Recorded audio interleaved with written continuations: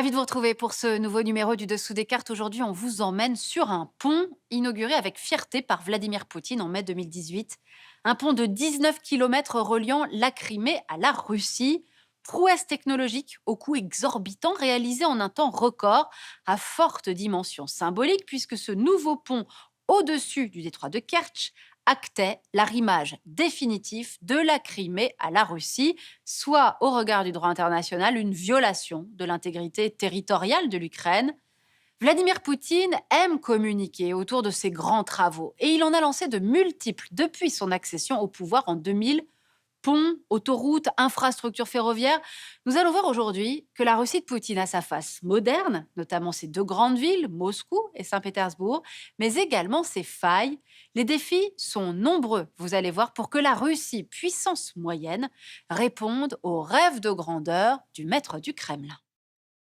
Avec plus de 17 millions de kilomètres carrés, la Russie est le plus grand pays du monde. Son territoire s'étale sur 11 fuseaux horaires. Ainsi, quand il est midi à Kaliningrad, il est 22 heures à Petropavlovsk-Kamtchatski. À cheval sur deux continents, l'Europe et l'Asie, la Russie partage plus de 20 000 kilomètres de frontières terrestres avec 14 pays voisins. Elle a une population de 146 millions d'habitants, et bien que majoritairement russe, le pays compte près de 190 ethnies et nationalités.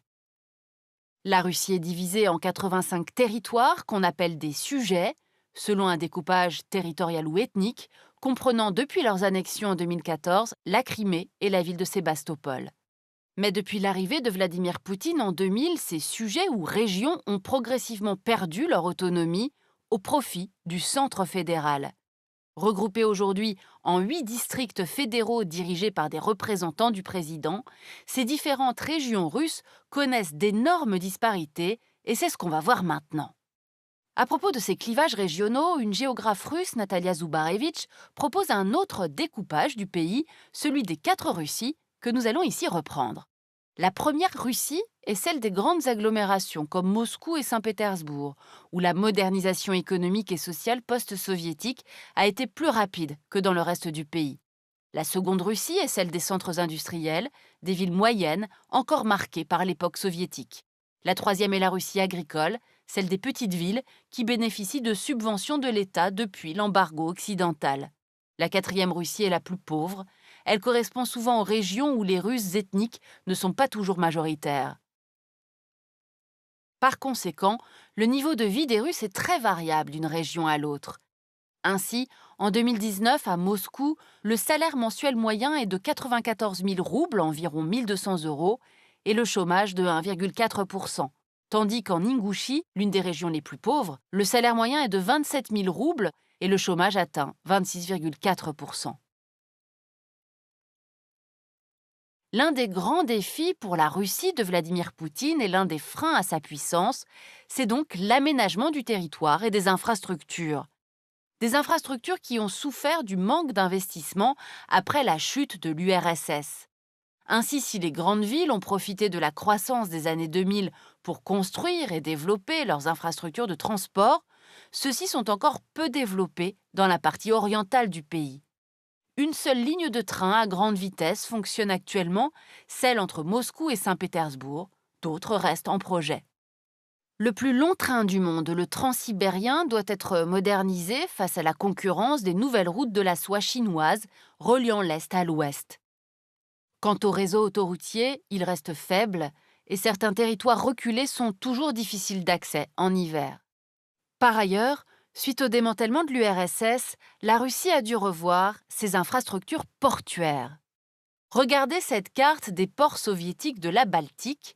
Eh bien, une large partie a été perdue suite à l'indépendance des États baltes. La Russie compense avec la création de 2 nouveaux ports début 2000 pour renforcer celui de Saint-Pétersbourg.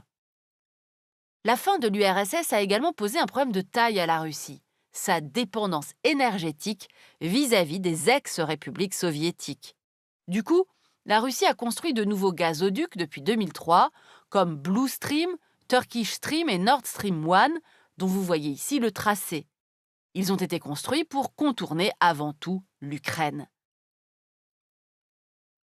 Ainsi, le projet Nord Stream 2, qui relie la Russie directement à l'Allemagne, doit permettre de doubler les livraisons directes de gaz naturel russe vers l'Europe occidentale.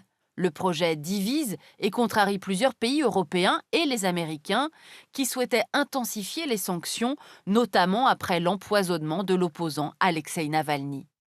Par ailleurs, suite aux sanctions occidentales après l'annexion de la Crimée en 2014, la Russie a augmenté ses exportations vers l'Est avec de nouveaux pipelines baptisés Force de Sibérie et Altaï à destination de la Chine. Autre grand projet réalisé, la construction d'un pont arrimant la Crimée au reste de la Russie, on l'a vu tout à l'heure. Le président Poutine, en quête de prestige pour son pays, a également investi dans des infrastructures dans le cadre de grands événements internationaux, comme le sommet de l'APEC en 2012 à Vladivostok, ou les JO d'hiver à Sotchi de 2014, ou encore la Coupe du monde de foot en 2018. On l'aura compris, la Russie post-soviétique a dû s'adapter et aujourd'hui, l'image économique du pays est contrastée.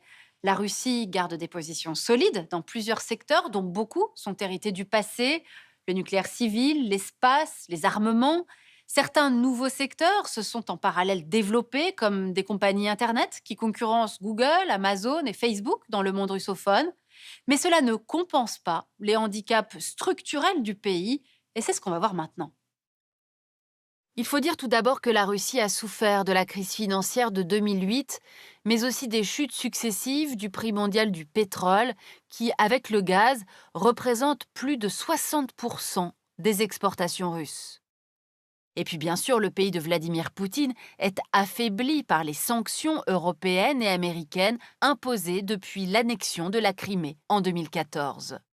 L'Union européenne a appliqué l'interdiction d'accès à son territoire et des sanctions économiques à 177 personnalités ukrainiennes et russes et des restrictions des échanges avec 48 entreprises du secteur bancaire, de l'énergie et de l'armement.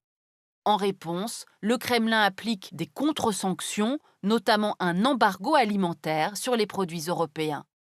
Autre caractéristique de l'économie russe, la part de l'État dans le PIB du pays a considérablement augmenté entre 2000 et 2020. Les plus grandes et lucratives entreprises sont désormais contrôlées principalement par des proches du président Poutine. Le poids de l'État, la corruption endémique, créent un climat d'affaires instable, préjudiciable à l'ensemble de l'économie.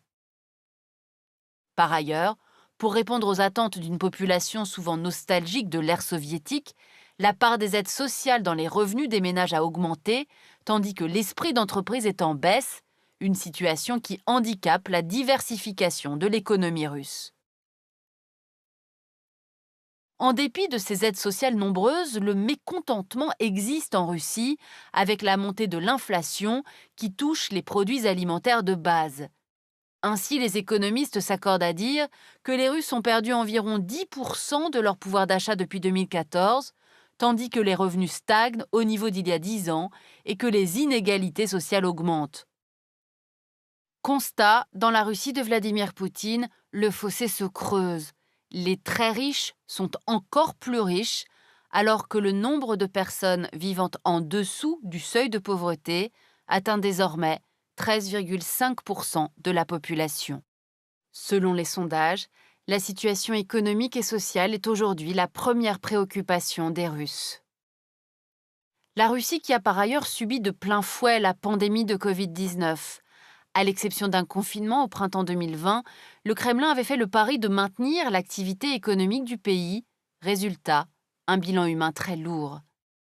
La Russie occupe ainsi la 6e place mondiale pour les cas de Covid déclarés et la surmortalité entre 2019 et 2020 a été parmi les plus élevées au monde, derrière les États-Unis et le Brésil, avec 323 800 décès supplémentaires, principalement dus au Covid.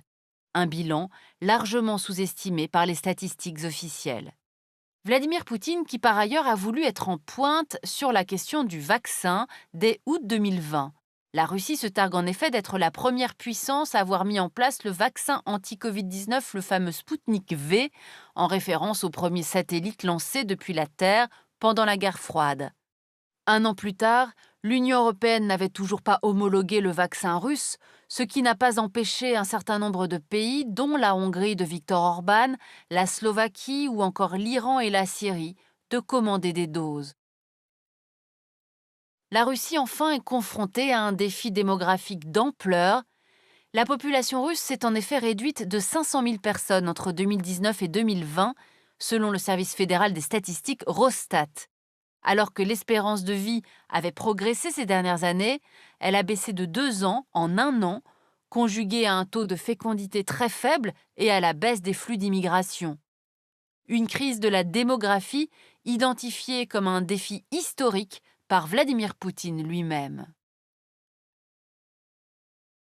Et voilà pour ce voyage à l'intérieur de la Russie de Vladimir Poutine, aux ambitions de puissance limitées, vous l'avez vu, par des inégalités territoriales, des infrastructures manquantes et une gouvernance particulière.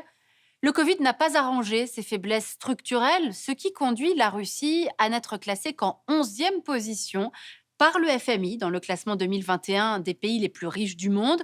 États-Unis, Chine, Japon, Allemagne, France, Grande-Bretagne, Inde, Italie, Canada, Corée du Sud passent avant le pays de Vladimir Poutine, lui qui rêve pourtant, on le sait, de jouer les premiers rôles. Nous avons préparé cette émission avec Tatiana Kastueva-Jean de l'Institut français des relations internationales. Elle est l'auteure de ce livre, La Russie de Poutine en 100 questions. Ainsi s'achève ce nouveau numéro du Dessous des cartes. Rendez-vous bien sûr la semaine prochaine, même endroit, même heure. Et d'ici là, n'oubliez pas notre site internet arte.tv sur lequel vous retrouverez notamment nos leçons de géopolitique. À bientôt.